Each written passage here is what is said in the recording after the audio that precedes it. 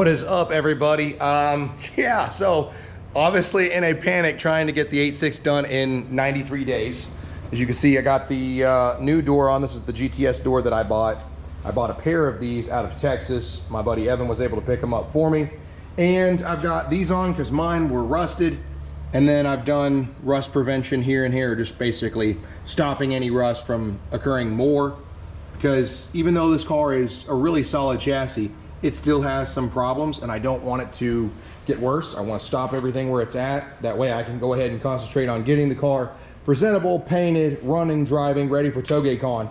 And then after the FD is built, the idea is to come back and like rip this thing apart and fix any little imperfection, because I really want to keep this car for a long time. I really like the chassis, it's neat, and I know I'm gonna enjoy driving it. But in the meantime, I thought I'd show you something. So I bought another car. I know, before you guys give me grief about buying more cars, it's not staying. That's the good news, it's not staying. But I picked up something kind of cool, right in the same era and of the same family of the 86, and that is this. So it is a very ugly Mark II Turbo Supra. So engine and transmission is gone. Somebody thought it was a great idea to spray paint this thing, and now it has more texture than a rock. But yeah, it's got the old Celica Supra 14s, which 86 guys love. So I'm gonna pull those off, put some fresh tires on them and sell them, since I have some 14s laying around. But yeah, this poor car's seen better days. There's still some good items in here, like the bezel there, the pop-ups, trim pieces that can be saved. So the idea is to probably post this thing up to part out one time, because I don't have the time to be dealing with it. Like, hey, you need some small trim pieces or small brackets or something that are really hard to find. Or if somebody wants to buy this whole shell, you can get it. It's got rust down in there, and it's got rust in here. It's going to need to be taken care of. But the entire reason for getting this car is for one important thing. That is an LSD rear end, if you can see it.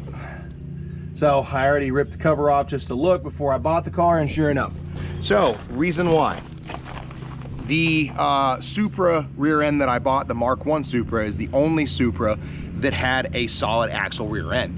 And it is a 7.5-inch ring gear, which LSD is swapped from Altezas, from these. Just about anything with a 7.5 will drop into that. Looking at probably $1,000 to $1,500, anywhere in that area for either an Alteza, LSD setup, or like a Kaz or something along those lines. I'm like, okay, that's expensive, just because I've dumped so much money so quick into this car. I really don't need to spend that much money, so I'll leave it be. Well, got to thinking around of any Mark IIs when I found an old forum from like 2010 that was like, hey, if you can find a Mark II LSD, they drop in. Well, found this dude for a couple $100 bucks, and I'm like, well, it makes sense, let's buy this. So bought this thing, and the idea is I will rip the LSD out of it. MaxGrip has a clutch kit that you rebuild the clutch style LSD with for 190 bucks. It's 200% stronger clutch bite than factory. So since that rear end's gonna have to be rebuilt anyways from one end to the other, why not go ahead and throw an LSD in there with 4 3s? Then that rear end is 100% built. LSD works great, and it's essentially a heavier duty version of the GTS rear end. So that's what I'm doing. I'm gonna take it over to Olaf just to save time, and he's really good with setting up lash and all that. Let him take care of it, pay him some money, it's out of my hair, and I can concentrate on the 86. So, I own a Supra, although it's not everyone's favorite, but it is what it is.